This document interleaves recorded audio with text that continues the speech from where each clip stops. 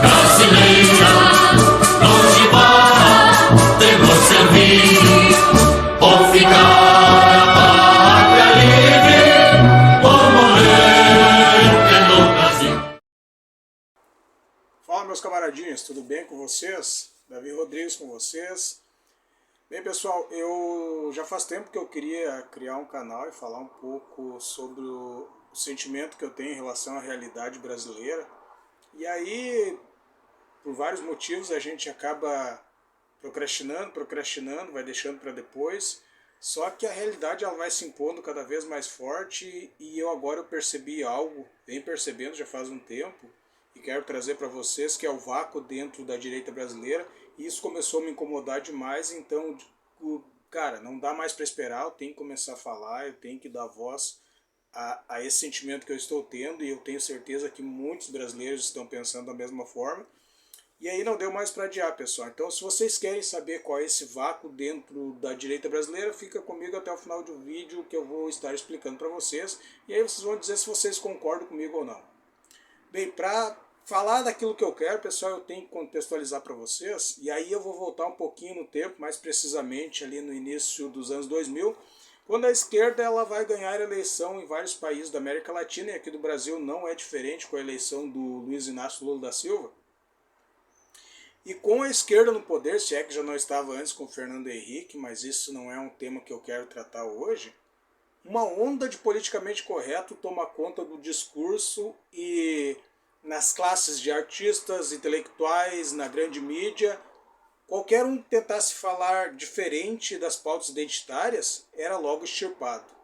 E quando as redes sociais surgem, isso não é diferente, porque as primeiras pessoas que vão ter influência dentro das redes sociais são aquelas pessoas que já tinham influência na mídia tradicional, e aí eles migram para as redes sociais e são os primeiros famosos ali que vão puxar o discurso. E novamente esse politicamente correto, ele é o discurso dominante.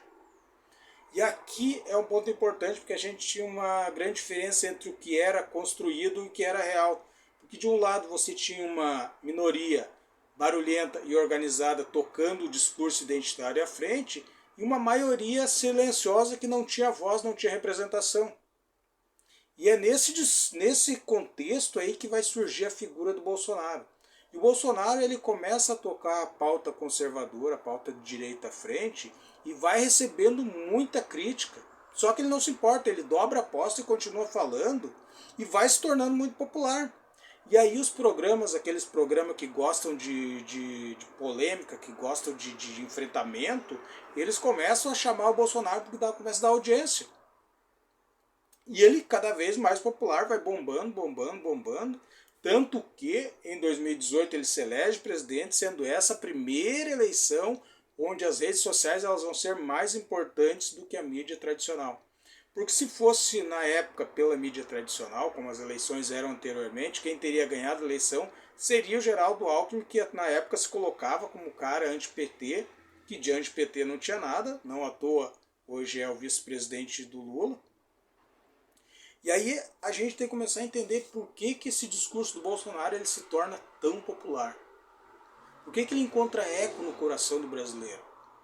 E para responder essa pergunta a gente tem que voltar mais no tempo ainda, na formação da identidade nacional, que está muito ligada ao quê?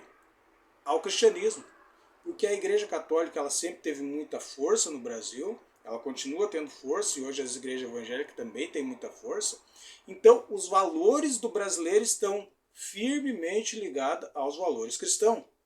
Por isso que quando tu pergunta para o brasileiro médio, para o brasileiro comum, se ele é a favor do aborto, se ele é a favor da ideologia de gênero, se ele é a favor das pautas LGBT, em sua maioria, ele naturalmente vai se colocar contra por causa dessa sua formação de valores cristãos. E aí, nesse inteirinho aí, o que acontece nas redes sociais? Os debates eles explodem entre direita e esquerda, capitalismo, socialismo. E o que se torna comum é a gente ver o pessoal da direita batendo no pessoal da esquerda. Tanto que muitos desses influenciadores que eram apoiadores do Bolsonaro também se tornam muito populares, se tornam gigantes, tendo ali milhões de seguidores e aí se tornando deputado, senador, etc. sempre focando o debate nessa questão do campo moral e vencendo os debates. Só que a esquerda, que de boba não tem nada, ela começou a perceber que esses debates sempre no campo moral estavam ficando muito ruim para ela, e aí ela faz uma jogada de mestre. Ela começa a inverter esses debates e sair do campo moral e puxar para o campo econômico.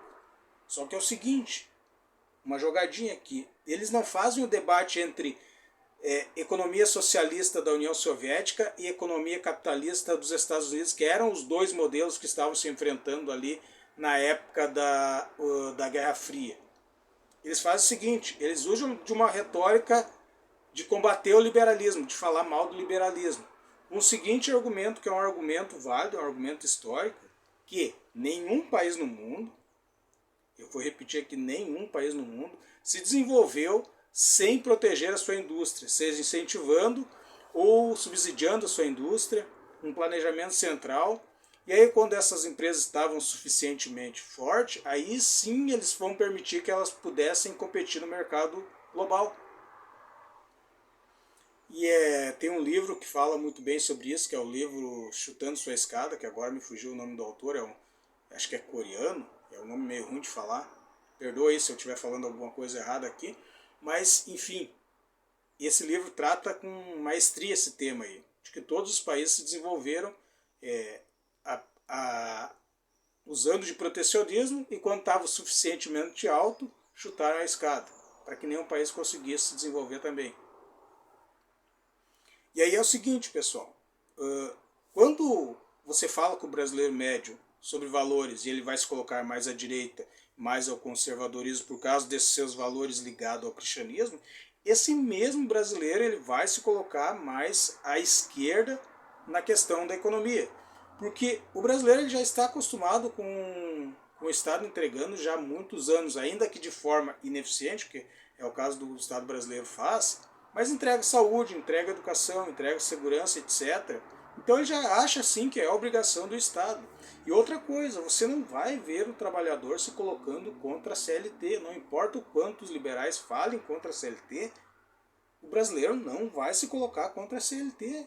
Então ele pende mais à direita e ao conservadorismo nas questões morais e pende mais à esquerda na questão econômica. E esse aqui é o vácuo dentro da direita brasileira. Porque tanto a direita bolsonarista quanto a direita do MBL, que hoje são os principais campos da direita, são liberais e pregam o Estado mínimo. Estado mínimo que o brasileiro rejeita. E aí, pessoal, através desse discursinho de justiça social, de ganhar debate sobre economia, tem muita gente caindo no colo da esquerda radical. Não à toa esse Jones Manuel cresceu tanto, outros da esquerda lhe cresceram tanto com esse discursinho, e o brasileiro está caindo no colo dessa esquerda sem perceber que essa esquerda não representa seus valores. Então quem pode suprir esse vácuo aí somos nós da direita nacionalista, que acreditamos num Estado forte, que promove justiça social, mas que também entendemos que os valores do cristianismo, os valores da família são o melhor para a sociedade. E aí é o seguinte, pessoal, eu finalizo esse vídeo dizendo que se você se identifica com aquilo que eu falei de um Estado forte, de valores tradicionais aí da família e da fé, já compartilha, comenta, se inscreve no canal, vamos fazer a bolha nacionalista direita crescer aí. Precisamos de representação, precisamos ter voz que hoje não temos. Certo, pessoal? Forte abraço.